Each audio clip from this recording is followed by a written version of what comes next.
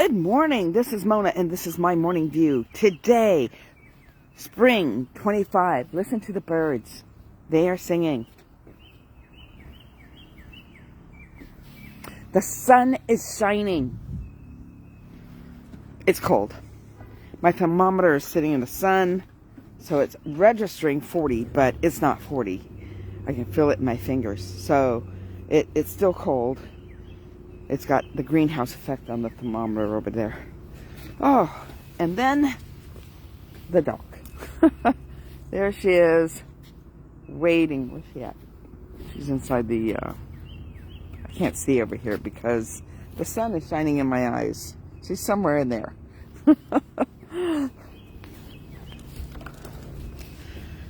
It's a spring morning. And today it is Thirsty Thinking Thursday. So Thirsty Thinking Thursday, let's see. I'm going to go it's kind of like a Memory Monday. But it was only Tuesday that this conversation took place. So my friends and I were out to dinner, and there was a conversation. That's a really noisy helicopter. Could be life flight. 8 o'clock in the morning and you see a life flight. That's just not. Looks like it's coming back from something. Alright. So, now that that's passed. We were out to dinner and there was this conversation about ancestry. And it's funny because like a second cousin once removed type of thing has popped on to get to know her relatives because she's starting this ancestry thing. And it's verified. It's not it's not a scam. So anyways, we started a group chat concerning heritage. And the funny thing about this conversation on Tuesday night with my friends is my friend who is starting to do ancestry, she was talking about it's really hard to find her grandfather because he was adopted and because of his name. And so it got me right here. Same with my husband on his family. His grandmother got her name changed when she went to the orphanage. My grandfather got his name changed when he went to the orphanage. And because of that, it's difficult to get the lineage thing. More difficult for my husband than it was for me, because there was some other documentation that we knew who the parents were.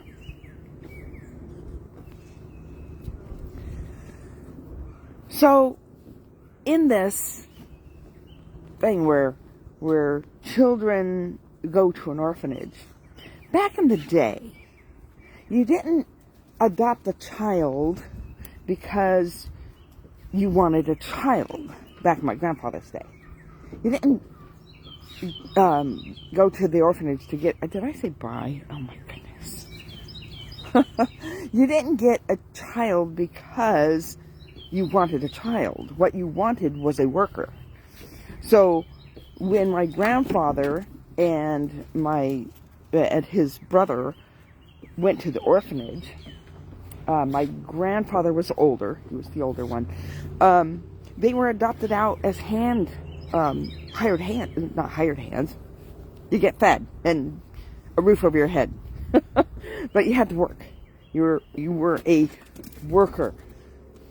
And they didn't get adopted to the same household, because a lot of people couldn't afford more than one more mouth to feed.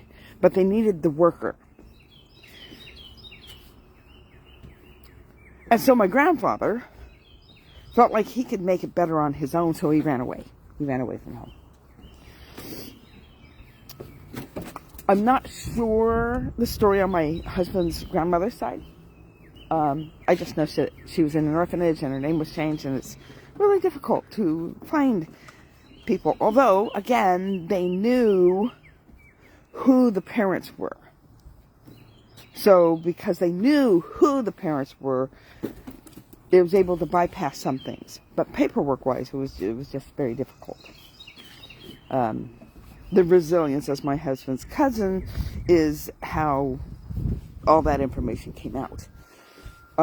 Because she is really into the ancestry thing.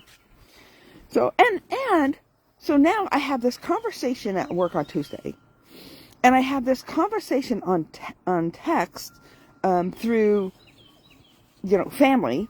And then, on top of it all, this week was announced that, or at least this is when I heard about it, that 23andMe or whatever that ancestral site is, that they are, that they file for Chapter 11. Now, mind you, that's not Chapter 13, but, that could be coming. But I also heard that they were selling off their assets. And what is their assets? Ooh, your information. All right. That should be illegal. There should be no document signed that says you sign over the rights to your information. That your information should be your information, and nobody should have that information without your permission. I don't know how to make laws like that. If you do, it might be a good idea to start a process. All right. So, 3 times this week, the subject of ancestry has come up. All unrelated. Last week, I wrote in my notes for a thought for my morning view. Wasn't sure what day it was going to be, but it was a thought. And it had to do with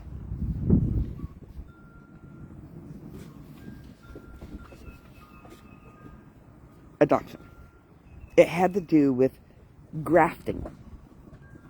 GMO. I tied them all together. So there's grafting versus GMO. And I don't remember how I wrote it. It was something about adoption.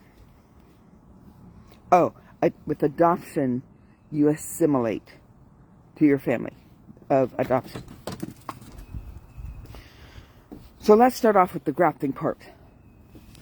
The grafting part, back in the day, and they still do it today, but probably not as much.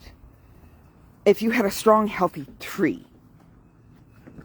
you could graft in a branch from another fruit and put it into the other tree. And then that branch would have very healthy fruit. Now, I don't know if I'm not an agriculturalist. I'm not a botanist. I'm not, herb. I'm not that plant person, right? I would love to be that plant person, but I'm not. For example, if you had a nectarine and a peach, okay, this is only an example because I don't know if that's what you graft into what. There are certain plants that you graft into other plants, and it works. I don't know if it can happen with any type of plant as far as, like tree to tree. We're talking tree to tree. We're not talking we're sticking a raspberry bush into an apple tree. We're talking about a tree fruit and a tree fruit. Okay? It's just like you wouldn't breed a dog and a cat, but you can breed a German Shepherd to a poodle, So anyways, and that's what God meant in the Bible when he talked about being with your kind. It had nothing to do with color of skin. I'm telling you that right now. For those of you that are offended, get over it. Okay? Moses married a black woman. Okay? Let's get real. You want to talk about being biblical? Make sure you put everything into context. And that's what that was referring to. So with that, we will move on. It's not Feisty Friday yet. So what happened is this. They put a tree fruit and grafted the branch into another tree that was healthy, and thereby getting fruit that they wanted from that grafting. Now, after a while, that fruit, it had the juices, the chutzpah, I don't know, the stuff, the secret sauce in the veins of the tree, right? Whatever it does to make itself special, that makes it pop out the sweetest apples or the most sour apples, or, whatever flavor it produces in its intensity, will make it through the grafted branch to the fruit, thereby changing the fruit, not completely. It's not completely changed, but it has taken on an assimilation of the grafted tree, the tree that it was grafted into. So now you have adoption. Nowadays, people adopt because they want a child. They don't want a worker, they want a child. They want to raise this child as their own. And so they adopt the child, and eventually the child gets to this place. Because sometimes some of them are carrying some pretty big baggage. Depends on whether they were taken as babies or whether they're young children or even older children. And the longer they were not with that family, the longer it will take to feel a part of that family. So, what happens is the child starts to assimilate the family traits, the family way of life. Doesn't matter where they came from. I've known people that have adopted from Russia. I've known people that have adopted from like Haiti or China. They come to that place of whatever their family that they are in, they assimilate to. Assimilation has a bad rap because of things like, when the Native Americans needed to assimilate to the English American lifestyle versus their own lifestyle. And if they didn't, they got in big trouble. We're not talking forced assimilation. We're talking about being in a nurturing environment where you just take on the traits of the family that you're with. But not all of them. You come with DNA baggage. You come with psychological baggage if you're a little bit older. You come with baggage of generational curses and generational spirits that may be attached because of your family of origin.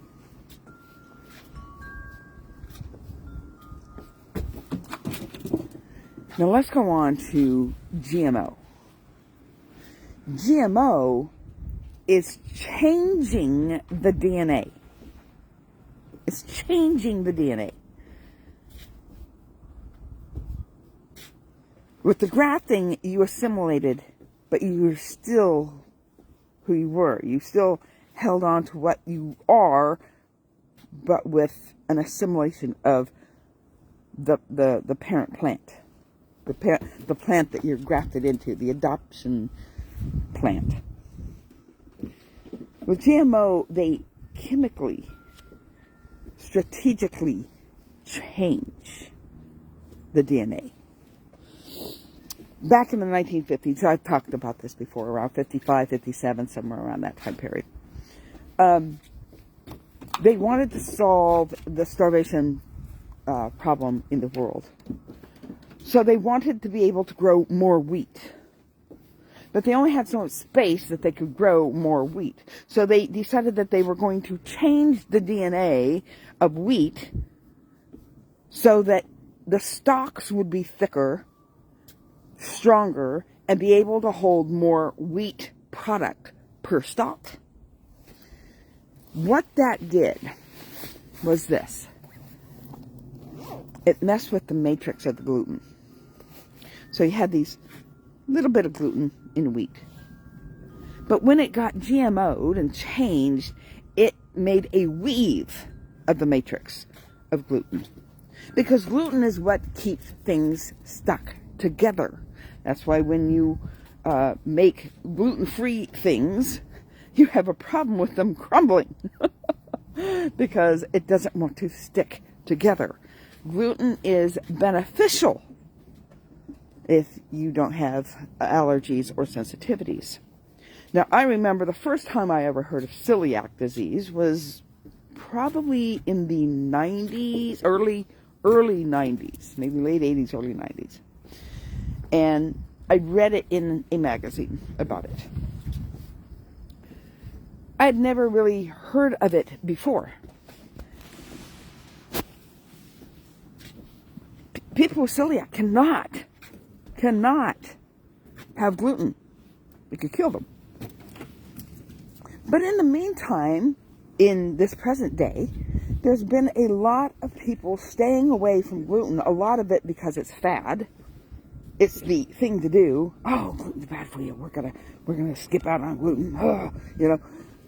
But there's a lot of people, myself included, with the autoimmune that I have, that have sensitivities to gluten. Why do we have sensitivities to gluten? Because back in the 1950s, when they changed the matrix, right? Now we were getting a different type of flour. We were getting a different type of wheat. We were getting a different type of those breads and the foods that we eat that have gluten in it. It was an overload. Now, this is what happens with DNA and RNA. What we eat, we are what we eat. We literally are. Because if you look at a DNA, what is it made of? Okay? And it's those things that are processed in our body from what we eat. The sugars. We do need sugars. The problem is diabetes, right? Nobody wants to be a diabetic. You have to be careful of how much sugar intake you have. You really have to be careful of anything you take in excess. So with that, the RNA takes a photocopy of your DNA. But if you've got some things missing in your diet, if there's little blank spots, when the photograph is taken with those little blank spots missing, thereby creating a copy that is, it's not Kodak film. It's fuzzy. It's missing content. You know what? When I used to put in all the little codes back in the 80s into the computer so that when my husband came home, he could play a game on the computer. If I was missing a semicolon or a dot or something, the game would go to a certain spot and stop. And that would be it. Boom. Stop. Can't finish the game. Nope. There's a semicolon missing. Oh, Sometimes it took months of getting it right, double checking each little spot to make sure that it was the right code that was in the program for it to work. The same thing with our bodies. We have to have the right things, the right nutrients, the right stuff in our bodies in order to function properly. So then you have a couple that have some missing RNA, DNA to their copy of the RNA, and they have a child. Well, it just copied what it had. He got half of the DNA from the father, half the DNA from the mother, and there's some things missing. Hence, allergies, other health issues that have arisen in the last few decades, because now those children are having children and those children are having children, and not to mention we're still eating crap and it's getting worse. There's more GMO out there, and this is not about GMO, but letting you know the things I talk about are not the things I talk about. It's GMO in our diets, a lot of it. The thing about GMO products is if you plant the seed, you will... Oh, I got sound. Hold on. I did not... Oh, my goodness. Because if the text start, you're done. Your ears will be blown off. Sorry about that. So, where was I? There's more GMO products out there, and we're eating all these products, and children are having children, and the missing parts are there, and therefore giving us more allergies and more problems with our health, because our bodies were not designed to eat GMO. They were designed to eat natural. This is where I was. So the interesting thing about GMO is if you plant the seeds from a GMO product, they will not produce a fruit-bearing tree, or a fruit-bearing bush, or a fruit-bearing plant. They don't. Making it to where we are reliable on someone else because we cannot plant the seed.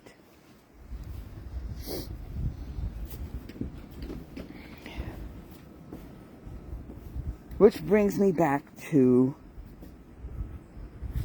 adoption versus, the grafting versus GMO. Grafting, you can still plant the seed, and it'll be what it is. GMO will not produce fruit.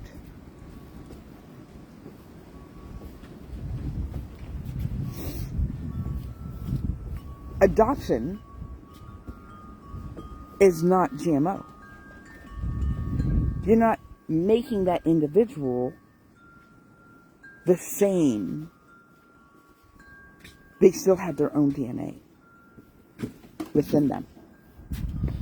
They're not going to have a child that's going to look like their adopted family.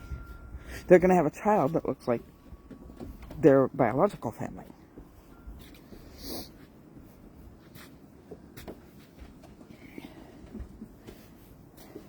We are adopted in Christ. We are adopted into the family of Abraham.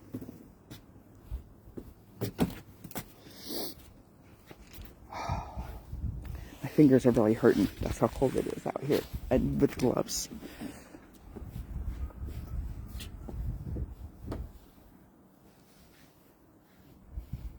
We assimilate to our adopted family. And some of us carry baggage from our old family.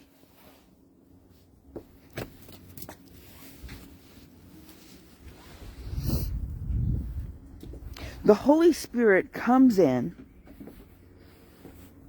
and revives our body like we are that grafted branch into the main tree. Gives us life. And we take on that assimilation.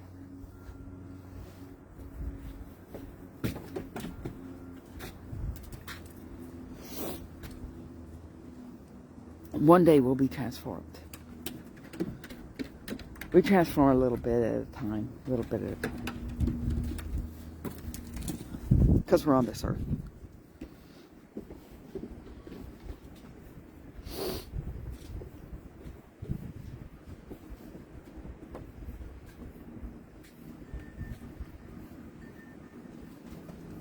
But we're not scientifically,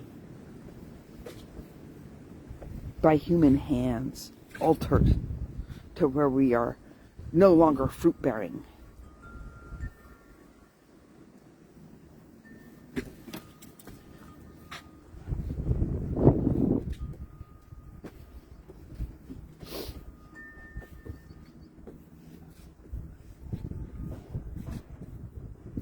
We're not adopted to be workers, although we work.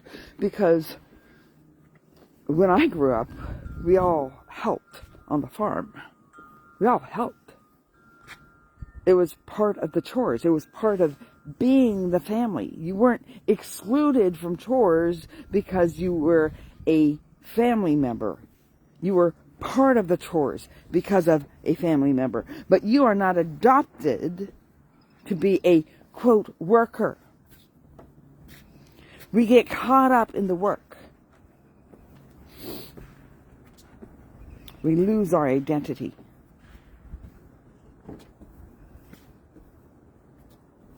We were chosen to be loved, to be raised, to bear fruit. And that is my Thirsty Thinking Thursday. All right. Blessings, everybody. Have a great day. My hands are frozen. And again, I forgot. Go to my YouTube channel, Mona E. Harrison. Hit subscribe. Hit like. Hit the comments. Hit all the bells and whistles. Like here. Comment here. Thank you, Vicky, for watching. And yeah, do that. Times 3. I'm supposed to say it in the beginning, the middle, and the end. Oh, that's... I've been doing this for 9 years. It's kind of hard to remember to do that. I am remembering, but at the end. All right. Blessings, everybody. Have a great day. I'll see you tomorrow for Feisty Friday. Bye.